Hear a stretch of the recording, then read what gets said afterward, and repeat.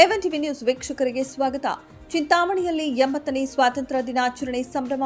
ಸರ್ಕಾರಿ ಪಾಲಿಟೆಕ್ನಿಕ್ ಮೈದಾನದಲ್ಲಿ ವಿಜೃಂಭಣೆಯ ಆಚರಣೆ. ಚಿಂತಾಮಣಿ ನಗರದ ಸರ್ಕಾರಿ ಪಾಲಿಟೆಕ್ನಿಕ್ ಮೈದಾನದಲ್ಲಿ ತಾಲೂಕು ರಾಷ್ಟ್ರೀಯ ಹಬ್ಬಗಳ ಆಚರಣಾ ಸಮಿತಿ ವತಿಯಿಂದ 80ನೇ ಸ್ವಾತಂತ್ರ್ಯ ದಿನಾಚರಣೆಯನ್ನು ಅತ್ಯಂತ ವಿಜೃಂಭಣೆಯಿಂದ ಆಚರಿಸಲಾಯಿತು. ಕಾರ್ಯಕ್ರಮದ ಅಧ್ಯಕ್ಷತೆ ವಹಿಸಿ ಮಾತನಾಡಿದ ಶಾಸಕ ಡಾಕ್ಟರ್ ಎಂಸಿ ಸುಧಾಕರ್, ಅಹಿಂಸಾ ಮಾರ್ಗದಿಂದಲೂ ಸ್ವಾತಂತ್ರ್ಯ ಪಡೆಯಬಹುದು ಎಂಬುದನ್ನು ಮಹಾತ್ಮ ಗಾಂಧೀಜಿಯವರು ಇಡೀ ವಿಶ್ವಕ್ಕೆ ತೋರಿಸಿಕೊಟ್ಟಿದ್ದಾರೆ. ವಿವಿಧ ಜಾತಿ ಧರ್ಮಗಳ ದೇಶದಲ್ಲಿ ಸಂವಿಧಾನದ ಅಡಿಯಲ್ಲಿ ಭವ್ಯ ಭಾರತ ನಿರ್ಮಾಣಕ್ಕೆ ಪಂಡಿತ್ ಜವಾಹರಲಾಲ್ ನೆಹರು ಅವರು ಬುನಾದಿ ಹಾಕಿದರು. ಪಂಚವಾರ್ಷಿಕ ಯೋಜನೆಗಳು, ಕೈಗಾರಿಕೀಕರಣ, ಆಹಾರ ಭದ್ರತೆ ಹಾಗೂ ಶೈಕ್ಷಣಿಕ ಸಂಸ್ಥೆಗಳ ಸ್ಥಾಪನೆಯ ಮೂಲಕ ದೇಶವನ್ನ ಪ್ರಗತಿಯತ್ತ ಕೊಂಡೊಯ್ದರು ಎಂದರು.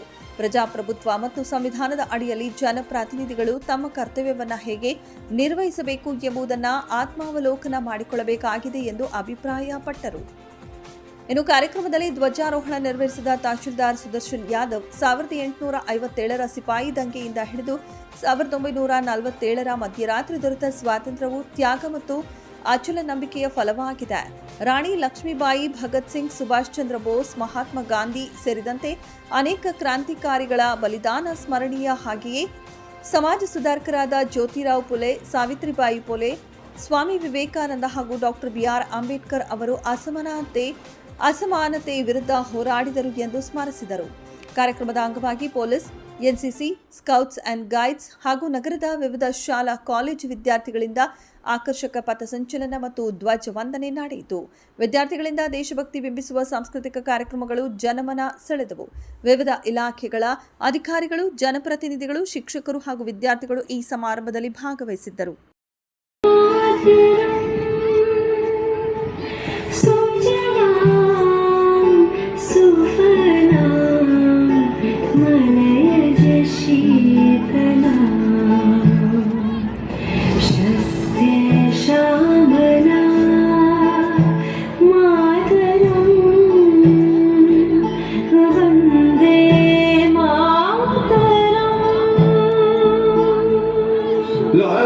शहर है ये बदलाव की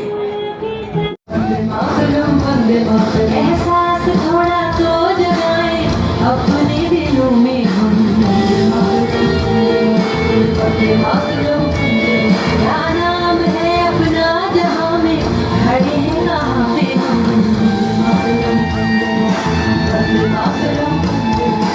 है हमें जहाँ कहाँ चले हैं कहाँ पे हम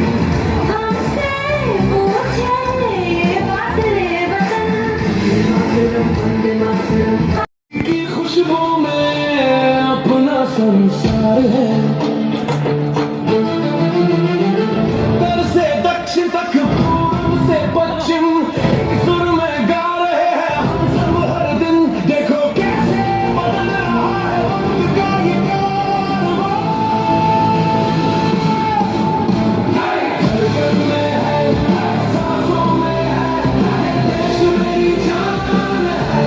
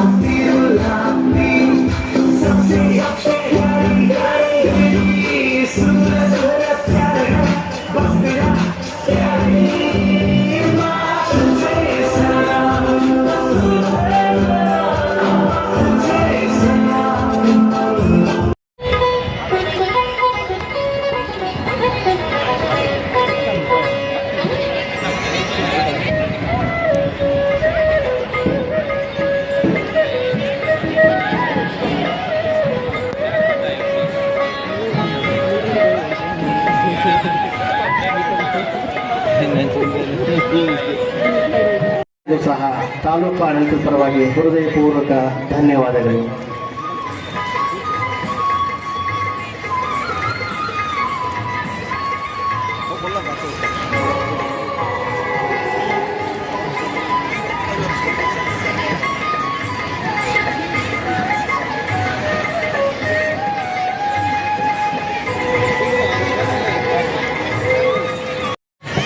ಸರ್ ಇಲ್ಲಿ ನೋಡಿ ಸರ್.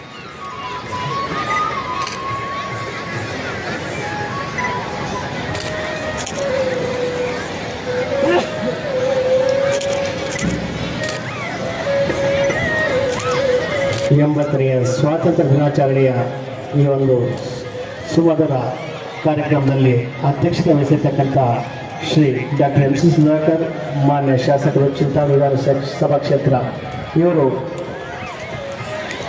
ಈ 3 ವರ್ಷಗಳ ಅಧ್ಯಕ್ಷರ ಭಾಷಣ ಆದ ನಂತರ ಸಾಂಸ್ಕೃತಿಕ ಕಾರ್ಯಕ್ರಮ ಮುಂದುವರಿತವೆ. ದಯವಿಟ್ಟು ಎಲ್ಲ ಮಕ್ಕಳು ಸಹ ಸಾವಧಾನಚಿತ್ತರಾಗಿ ರಸ್ತೆಯ ಸಂಪೂರ್ಣವಾಗಿ ಸಮಗ್ರವಾಗಿ ಅಭಿವೃದ್ಧಿ ಮಾಡುವಂತ ಕೆಲಸ ಚಾಲನೆಯಲ್ಲಿದೆ. ಇವತ್ತು ಹಲವಾರು ಅಭಿವೃದ್ಧಿ ಕೆಲಸಗಳನ್ನು ಮಂಜೂರು ಮಾಡೋದ್ರಿಂದ ಒಂದಕ್ಕೊಂದು ಜೊತೆಯಾಗಿ ಹೋಗ್ಬೇಕಾಗಿರೋ ಕಾರಣದಿಂದ ಕೆಲವು ಸಂದರ್ಭದಲ್ಲಿ ಕೆಲವು ಕಾಮಗಾರಿಗಳು ವಿಳಂಬನೂ ಆಗ್ತಾ ಇದೆ. ಸುಮಾರು 42 ಕೋಟಿಗಳಲ್ಲಿ high tension HD line underground cabling ಕೆಲಸಕ್ಕೆ ಈಗಾಗಲೇ ಚಾಲನೆ ಕೊಟ್ಟಿದ್ದೀವಿ. ಆ ಕಾರಣದಿಂದ ಆ ರಸ್ತೆಯ ಕಾಮಗಾರಿ ಸ್ವಲ್ಪ ಪೂರ್ಣ ಮಾಡುವಂಥದ್ದಕ್ಕೆ ಸ್ವಲ್ಪ ವಿಳಂಬ ಆಯಿತು. ಇದರ ಜೊತೆಗೆ ಇನ್ನು 20 ಕೋಟಿ ಹೊಸದಾಗಿ ಮಂಜೂರು ಮಾಡಿಸಿದ್ದೇವೆ. NT ಟ್ರಾನ್ಸ್ಮಿಷನ್ ಏನಿದೆ, ಸೊ ಅದಕ್ಕೆ ಅವಕಾಶವನ್ನು ಹೆಚ್ಚು ಮಾಡುವಂಥದ್ದಕ್ಕೆ ಇವತ್ತು ನಾವು ತೆಗೆದುಕೊಂಡಿರ್ತಕ್ಕಂಥ ಕ್ರಮಗಳು. ಈ ರೀತಿಯಾಗಿ ನಿರಂತರವಾಗಿ ಇವತ್ತು ಈ ದೇಶದ ಬೆಳವಣಿಗೆ ಆಗಬೇಕು, ದೇಶದ ಭವಿಷ್ಯತ್ತು ಉಜ್ವಲ ಆಗಬೇಕು. ವಿಶೇಷವಾಗಿ ಚಿಂತಾಮಣಿ ತಾಲೂಕಿನ ಮಕ್ಕಳಿಗೆ ನಾವು ಎಲ್ಲ ರೀತಿ ಸೌಲಭ್ಯ ಒದಗಿಸ್ಕೊಡ್ಬೇಕು ಅಂತಕ್ಕಂಥ ಒಂದು ಪ್ರಯತ್ನದ ಭಾಗ. ನಿಮಗೆ ಗೊತ್ತಿದೆ, ಇಲ್ಲೇ ಪಕ್ಕದಲ್ಲಿ women's college, Anjini municipal college ಅಲ್ಲ, ಇವತ್ತು ಹಿಂದೆ ಮುನ್ಸಿಪಲ್ ಫಸ್ಟ್ ಗ್ರೇಡ್ ಕಾಲೇಜ್ ಅಂತೇಳಿ ದಿವಂಗತ MC ಆಂಜನೇಯ ರೆಡ್ಡಿ ಅವರು ಇಡೀ ರಾಜ್ಯದಲ್ಲೇ ಒಂದು ಮುನ್ಸಿಪಾಲಿಟಿಯಿಂದ ಕಾಲೇಜ್ ಮಾಡಿರ್ತಕ್ಕಂಥ ಇತಿಹಾಸ. ಅದಾದ ನಂತರ ಅವರ ಮರಣ ನಂತರ ಎಲ್ಲರೂ ಅದಕ್ಕೆ ಅಂಜಿನಿ ಅಂತ ಹೆಸರಿಡಬೇಕು ಅಂತ ಹೆಸರಿಟ್ಟಂಥದ್ದನ್ನ ಸರ್ಕಾರಕ್ಕೆ ಸೇರಿಸಿದ್ರು, ಸಂತೋಷ. ಅದಾದಂಥ ಸಂದರ್ಭದಲ್ಲೂ ಅದೇ ಇತ್ತು, ಮೊನ್ನೆವರೆಗೂ ಒಂದು ಕಟ್ಟಡ ಹಾಗೆ ಇತ್ತು. ಇವತ್ತು ತಾವು ನೋಡಿ, ನಾನು 2004ರಲ್ಲಿ ಒಂದು ದೂರದೃಷ್ಟಿಯ ಒಂದು ವಿನ್ಯಾಸವನ್ನು ಮಾಡಿಸಿದ್ದೆ. ಅದು ವುಮೆನ್ಸ್ ಕಾಲೇಜ್ ಇರ್ಬೋದು, ಬಾಯ್ಸ್ ಕಾಲೇಜ್ ಇರ್ಬೋದು. ವುಮೆನ್ಸ್ ಕಾಲೇಜ್ 600 ಜನ ಹೆಣ್ಮಕ್ಳಿದ್ರು. 2013ಕ್ಕೆ 2300 ಜನ ಹೆಣ್ಮಕ್ಳಾದ್ರು. ಯಾಕೆ? ನಾವು ಕಟ್ಟಡವನ್ನ ಹೊಸ ಕಟ್ಟಡಕ್ಕೆ ವಿನ್ಯಾಸ ಮಾಡಿ ಹೊಸ ಕಟ್ಟಡ ನಿರ್ಮಾಣಕ್ಕೆ ಕೈಗೆತ್ತಿಕೊಂಡಿದ್ರಿಂದ. ಆದರೆ ನಂತರ ಏನಾಯ್ತು, ಯಾವ ರೀತಿ ಬೆಳವಣಿಗೆ ಆಯ್ತೋ ಇಲ್ವೋ ಅಂತಕ್ಕಂಥದ್ದು ನೀವು ಯೋಚನೆ ಮಾಡಬೇಕು. ಈಗ ಕೇವಲ 2000 ಹೆಣ್ಮಕ್ಳಿದ್ದಾರೆ. ಈಗ ನಾವು ಪಕ್ಕದಲ್ಲಿ ಬೆಸ್ಕಾಂಗೆ ಸೇರಿರ್ತಕ್ಕಂಥ 1 ಎಕರೆ ಜಾಗ 1,35,00,000 ಮಾತ್ರ ಕೊಟ್ಟು ಸುಮಾರು 40 ಕೋಟಿ ಬೆಲೆ ಬಾಳ್ತಕ್ಕಂಥ ಜಾಗಕ್ಕೆ ಸರ್ಕಾರದಲ್ಲಿ 1,35,00,000 ಕೊಟ್ಟು ಅವರಿಗೆ ಪರ್ಯಾಯವಾಗಿ 3 ಎಕರೆ ಜಾಗ ನಗರದ ಹೊರಭಾಗದಲ್ಲಿ ಕೊಟ್ಟು ಇವತ್ತು 25-26 ಕೋಟಿಗಳಲ್ಲಿ ಇವತ್ತು ಬಿಲ್ಡಿಂಗ್ ಆಗ್ತಾ ಇದೆ. ಪಕ್ಕದಲ್ಲಿ ಬಾಯ್ಸ್ ಕಾಲೇಜು. ಪರಿಣಾಮ ಇವತ್ತು ಡೀಸೆಲ್ ಪೆಟ್ರೋಲ್ ಬೆಲೆ ಏರಿಕೆ ಆಗಿದೆ. ಇವತ್ತು ಟಾರ್ನ ಬೆಲೆ ಇವತ್ತು ದುಪ್ಪಟ್ಟು ಆಗಿರ್ತಕ್ಕಂಥ ಕಾರಣದಿಂದ ಗುತ್ತಿಗೆದಾರರು ಇವತ್ತು ಕಾಮಗಾರಿ ಮಾಡುವಂಥದ್ದಕ್ಕೆ ಮುಂದೆ ಬರ್ತಾ ಇಲ್ಲ.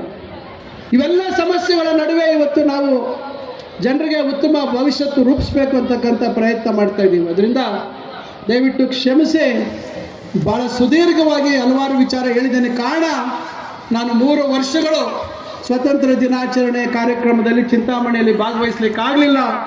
ನಾನು ಚಿಕ್ಕಬಳ್ಳಾಪುರದ ಜಿಲ್ಲಾ ಕೇಂದ್ರದಲ್ಲಿ ಭಾಗವಹಿಸಿದ ಪರಿಣಾಮ ನಾವು ಇಲ್ಲಿ ಚಿಂತಾಮಣಿಯಲ್ಲಿ ತಮ್ಮನ್ನೆಲ್ಲ ಉದ್ದೇಶಿಸಿ ಮಾತಾಡಲಿಕ್ಕೆ ಆಗ್ತಾ ಇರಲಿಲ್ಲ.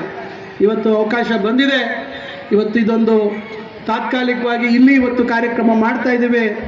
ಮುಂದಿನ ಕೆಲವೇ ದಿನಗಳಲ್ಲಿ ನಾವು ಮುಂದಿನ ಕಾರ್ಯಕ್ರಮಗಳನ್ನು ಝಾನ್ಸಿ ರಾಣಿ ಲಕ್ಷ್ಮೀಬಾಯಿ ಕ್ರೀಡಾಂಗಣ ಅಥವಾ ನಮ್ಮ ಸುಸಜ್ಜಿತವಾಗಿರ್ತಕ್ಕಂಥ ಕ್ರಿಕೆಟ್ ಅಂಗಣದಲ್ಲಿ ಅಲ್ಲಿ ಮಾಡುವಂಥದ್ದಕ್ಕೆ ಮುಂದಿನ ದಿನಗಳಲ್ಲಿ ಕ್ರಮ ತೆಗೆದುಕೊಳ್ತೇವೆ. ಅದರಿಂದ ನಾನು ತಮಗೆಲ್ರಿಗೂ ವಿಶೇಷವಾಗಿ ಮಕ್ಕಳು ಶಾಲಾ ಮಕ್ಕಳ ಪ್ರದರ್ಶನ, ನಾವು ಭಾರತದ 80ನೆಯ ಸ್ವಾತಂತ್ರ್ಯ ದಿನಾಚರಣೆಯನ್ನು ಆಚರಣೆ ಮಾಡ್ತಾ ಇದ್ದೇವೆ. ನಾನು ಮೊಟ್ಟ ಮೊದಲಿಗೆ ತಮಗೆಲ್ಲರಿಗೂ ಈ ಒಂದು ಸುಸಂದರ್ಭದಲ್ಲಿ 80ನೆಯ ಸ್ವಾತಂತ್ರ್ಯ ದಿನಾಚರಣೆಯ ಶುಭಾಶಯಗಳನ್ನು ಕೋರಲಿಕ್ಕೆ ಬಯಸ್ತೇನೆ. ಈಗಾಗಲೇ ತಾಲೂಕಿನ ದಂಡಾಧಿಕಾರಿಗಳು ಸ್ವಾತಂತ್ರ್ಯದ ಪ್ರಾಮುಖ್ಯತೆ ಬಗ್ಗೆ ತಮಗೆ ಕೆಲವು ಮಾತುಗಳನ್ನು ಹೇಳಿದ್ದಾರೆ. ಬ್ರಿಟಿಷರ ಆಳ್ವಿಕೆಯಿಂದ ಭಾರತ,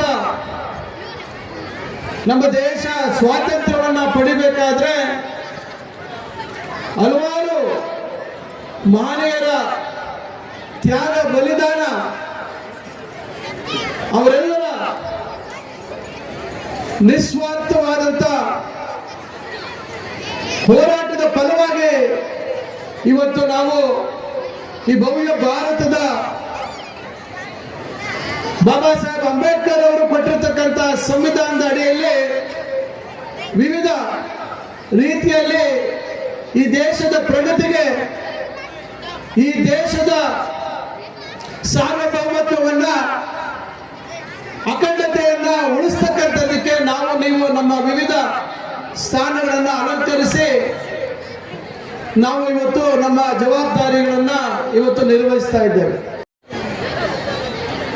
ಬಹುಶಃ ಇಡೀ ಪ್ರಪಂಚಕ್ಕೆ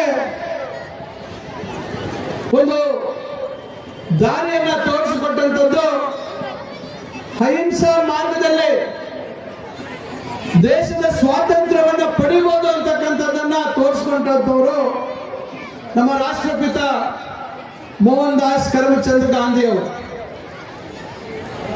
ಬಹಳಷ್ಟು ಗೊಂದಲಗಳಿತ್ತು. ಸ್ವಾತಂತ್ರ್ಯ ಹೋರಾಟದ ಸಂದರ್ಭದಲ್ಲಿ ಅಹಿಂಸಾ ಮಾರ್ಗ, ನಾವು ದೊಡ್ಡ ಮಟ್ಟದಲ್ಲಿ ಸೈನ್ಯವನ್ನು ಕಟ್ಟಬೇಕು, ಬ್ರಿಟಿಷರ ವಿರುದ್ಧ ಹೋರಾಡಬೇಕು ಅಂತಕ್ಕಂಥ ಸಂದರ್ಭದಲ್ಲಿ ಈ ದೇಶದ ನಾಗರಿಕರ ಪ್ರಾಣ ಉಳಿಸಬೇಕು, ನಾವು ಅಹಿಂಸಾ ಮಾರ್ಗದ ಮುಖಾಂತರ ಬ್ರಿಟಿಷರನ್ನ ಈ ದೇಶದಿಂದ ಹೊರಗೆ ಕಳಿಸ್ತಕ್ಕಂಥದ್ದಕ್ಕೆ ಆಗತ್ತೆ, ಸಾಧ್ಯ ಆಗತ್ತೆ ಅಂತಕ್ಕಂಥದ್ದನ್ನ ಮಹಾತ್ಮ ಗಾಂಧಿ ಅವರು ತೋರಿಸ್ಕೊಟ್ಟಿದ್ದಾರೆ.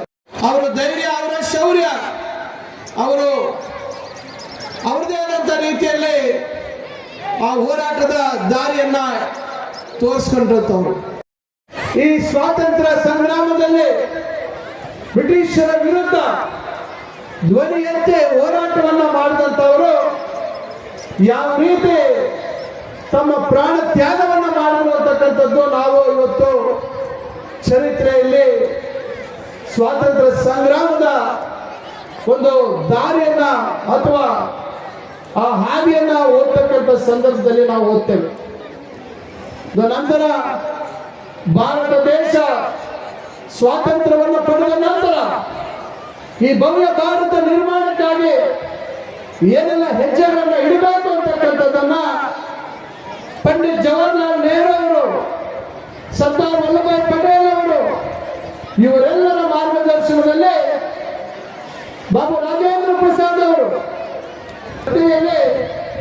ಈ ಭಾರತಕ್ಕೆ ಆ ಸಮಿತಿಯ ಮುಖ್ಯಸ್ಥರನ್ನಾಗಿ ಆಯ್ಕೆ ಮಾಡಿದಂತ ಒಂದು ಸಮಯ ನಮ್ಮ ಬಾಬಾ ಸಾಹೇಬ್ ಅಂಬೇಡ್ಕರ್ ಅವರು ಇಡೀ ಪ್ರಪಂಚ ಮೆಚ್ಚತಕ್ಕಂಥ ಒಂದು ಸಂವಿಧಾನವನ್ನ ಈ ದೇಶಕ್ಕೆ ಕೊಟ್ಟಿರ್ತಕ್ಕಂಥದ್ದು.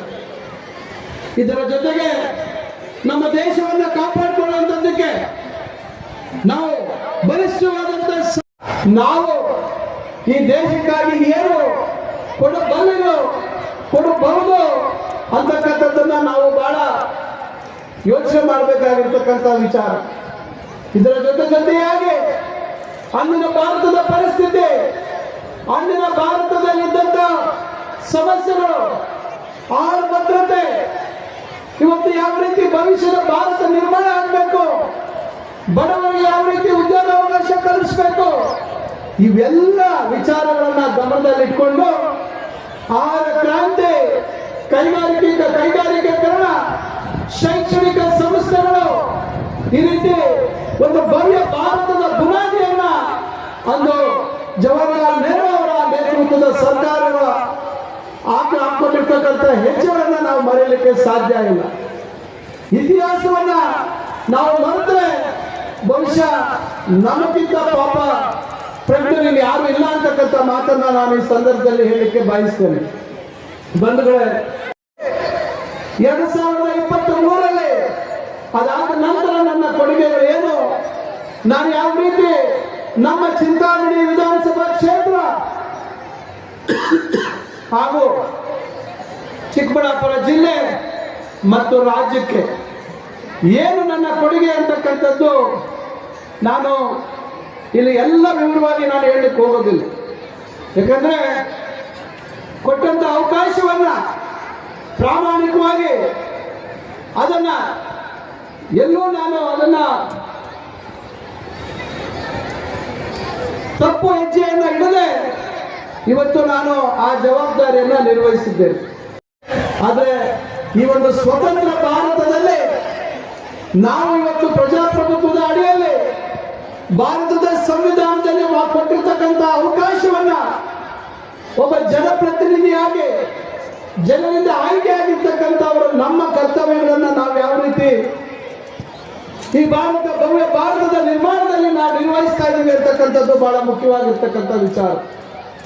ಇಡೀ ಪ್ರಪಂಚದ ದೊಡ್ಡ ಪ್ರಜಾಪ್ರಭುತ್ವದ ದೇಶ ಆಗಿರ್ತಕ್ಕಂಥ ಭಾರತದಲ್ಲಿ ಅತಿ ಹೆಚ್ಚಿನ ಜನಸಂಖ್ಯೆ ಇರ್ತಕ್ಕಂಥ ದೇಶವಾಗಿ ಇವತ್ತು ಆ ಸುಂದರ ಪರಿಕಲ್ಪನೆ ಜನರ ಹಕ್ಕನ್ನ ಗುರುತಿಸಿರ್ತಕ್ಕಂಥದ್ದು, ಆ ಹಕ್ಕಿಗೆ ಯಾವ ರೀತಿ ಬೆಲೆ ಕೊಡ್ತೀವಿ ಅಂತಕ್ಕಂಥದ್ದು ಬಹಳ ಮುಖ್ಯವಾಗಿರ್ತಕ್ಕಂಥ ವಿಚಾರ.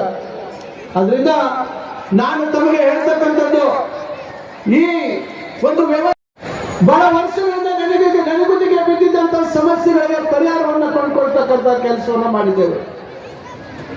ಅಲ್ಲಿ ಇದ್ದಂತ ಅತಿಥಿ ಉಪನ್ಯಾಸಕರ ಬಹುದಿನಗಳ ಸಮಸ್ಯೆಗೆ ಒಂದು ಪರಿಹಾರವನ್ನು ಹುಡುಕ್ತಕ್ಕಂಥ ಒಂದು ಪ್ರಯತ್ನ ಆಗಿದೆ. ಅದೇ ರೀತಿ ಕೌಶಲ್ಯ ಆಧಾರಿತವಾದಂಥ ಉನ್ನತ ಶಿಕ್ಷಣಕ್ಕೆ ಹೆಚ್ಚು ಒತ್ತು ಕೊಡ್ತಕ್ಕಂಥ ಒಂದು ಕೆಲಸವನ್ನು ನಾವು ಮಾಡಿದ್ದೇವೆ. ಈ ರೀತಿ ನಾನಾ ರೀತಿಯಾದಂತಹ ಅಭಿವೃದ್ಧಿ ಕೆಲಸಗಳು ದೊಡ್ಡ ಪಟ್ಟಿ ಇದೆ. ನಾನು ಈ ಸಂದರ್ಭದಲ್ಲಿ ಎಲ್ಲ ಹೇಳಲಿಕ್ಕೆ ಹೋಗೋದಿಲ್ಲ, ಸಮಯದ ಅಭಾವ ಇದೆ. ಜಿಲ್ಲೆಗೆ ಸಂಬಂಧಪಟ್ಟಂತೆ ಜಿಲ್ಲಾ ಕೇಂದ್ರದಲ್ಲಿ ಹೂವಿನ ಮಾರುಕಟ್ಟೆ ಸ್ಥಾಪನೆ ಆಗಬೇಕು.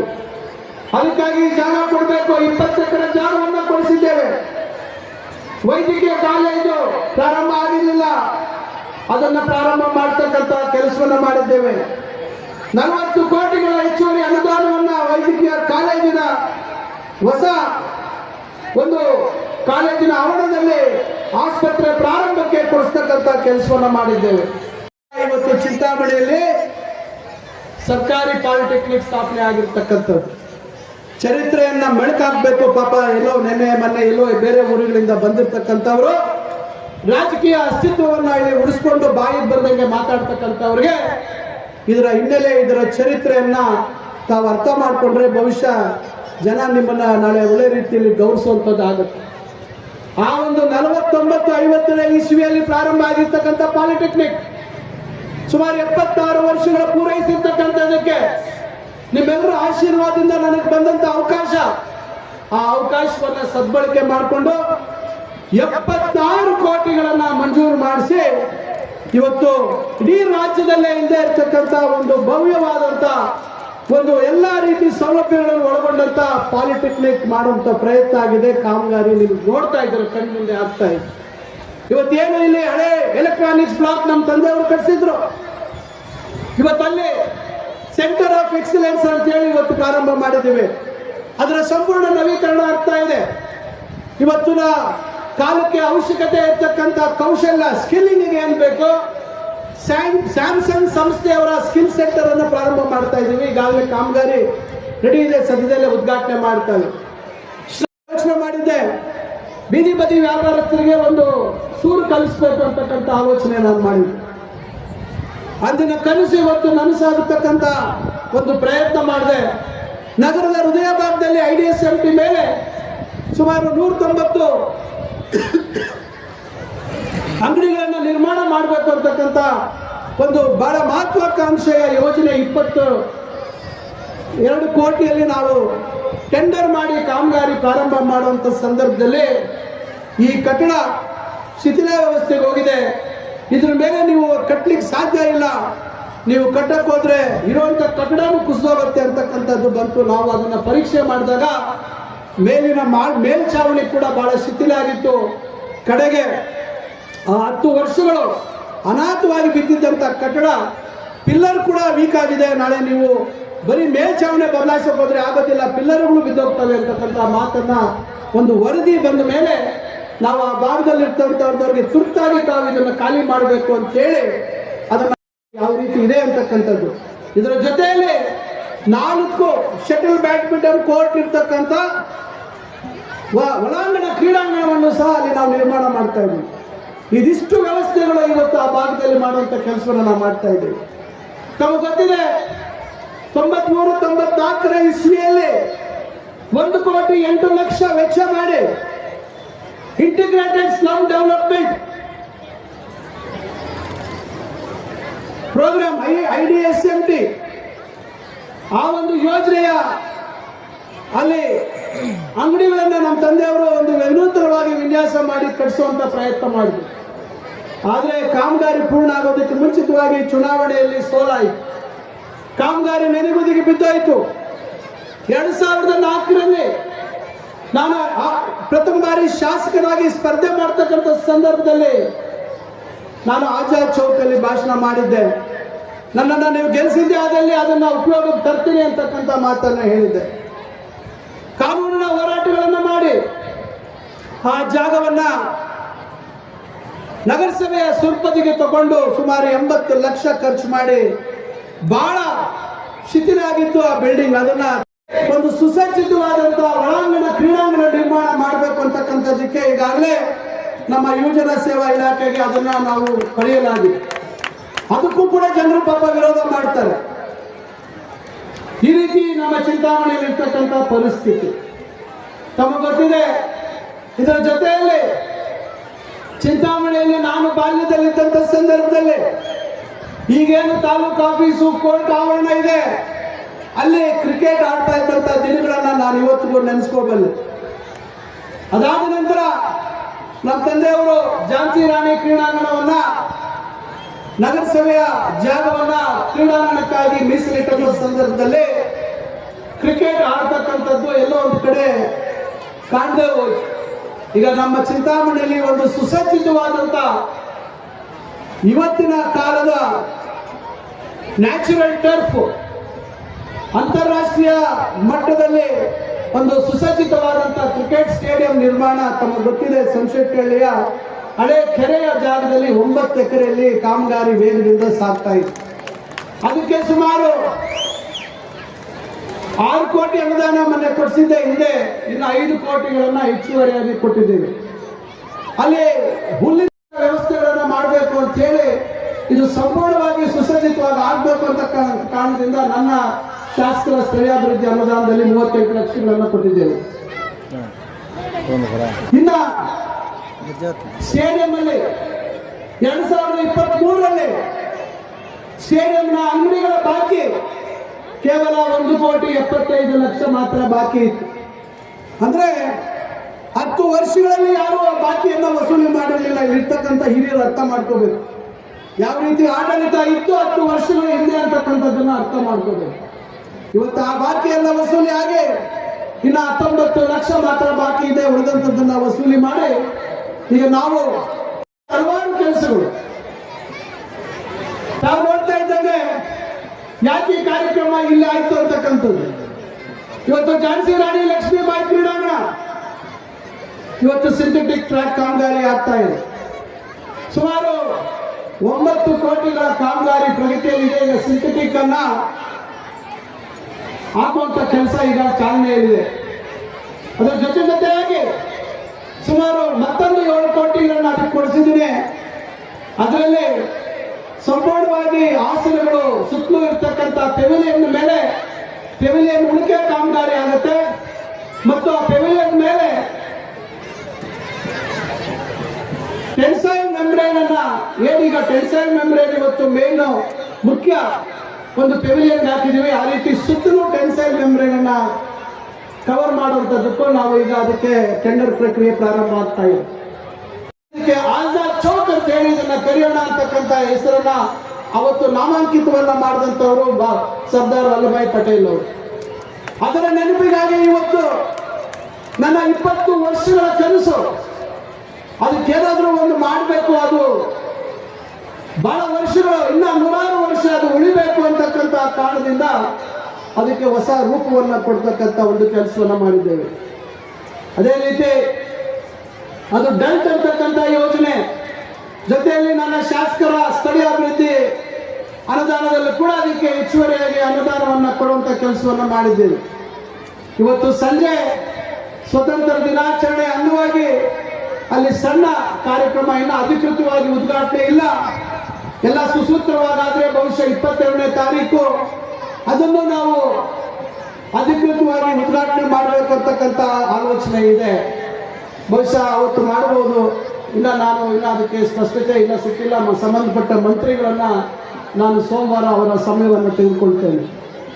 ಸಂಜೆ 6 ಗಂಟೆಗೆ ಅಲ್ಲಿ ಒಂದು ಸರಳವಾದಂಥ ಕಾರ್ಯಕ್ರಮ, ರಾಷ್ಟ್ರಗೀತೆ, ನಂತರ ಸ್ವಾತಂತ್ರ್ಯ ಸಂಗ್ರಾಮದ ಹಲವು ನೆನಪುಗಳು ಮತ್ತು ದೇಶದ ಸೈನಿಕರಿಗೆ ಯಾವ ರೀತಿ ಗೌರವ ಕೊಡಬೇಕು, ಯಾವ ರೀತಿ ಅವರ ತ್ಯಾಗ ಬಲಿದಾನಗಳನ್ನ ಗುರುತಿಸ್ತಕ್ಕಂಥ ವಿಡಿಯೋವನ್ನ ಪ್ರಸಾರ ಮಾಡಿ ಅಲ್ಲಿ ಜನರ ಜೊತೆ, ಮಕ್ಕಳ ಜೊತೆ ಕಾಲ ಕಳಿಬೇಕು ಅಂತಕ್ಕಂಥ ತೀರ್ಮಾನ ಮಾಡಿದ್ದೀವಿ. ಇವತ್ತು ಸಂಜೆ 6 ಗಂಟೆಗೆ ಚಿಂತಾಮಣಿಗೆ 1946ನೇ ಡಿಸೆಂಬರ್ ಅಲ್ಲಿ ಬಂದಂತ ಸಂದರ್ಭದಲ್ಲಿ ಅಲ್ಲಿ ಸ್ವಾತಂತ್ರ್ಯ ಸಂಗ್ರಾಮದ ಬಗ್ಗೆ ಮಾತಾಡುವಂತ ಕಾಲಘಟ್ಟದಲ್ಲಿ ಇನ್ನ ಕೆಲವು ತಿಂಗಳಲ್ಲಿ ಸ್ವತಂತ್ರ ಭಾರತ ಆಗತ್ತೆ, ತಾವೆಲ್ಲರೂ ಬಹಳ ವರ್ಷಗಳಿಂದ ಏನು ಎದುರು ನೋಡ್ತಾ ಇದ್ರಿ, ಆ ಕನಸು ನನಸಾದ ಹೇಳಿಕೆಯನ್ನ ಅದೇ ಒಂದು ಭಾಗದಲ್ಲಿ ಕೊಟ್ಟಿರ್ತಕ್ಕಂಥದ್ದು.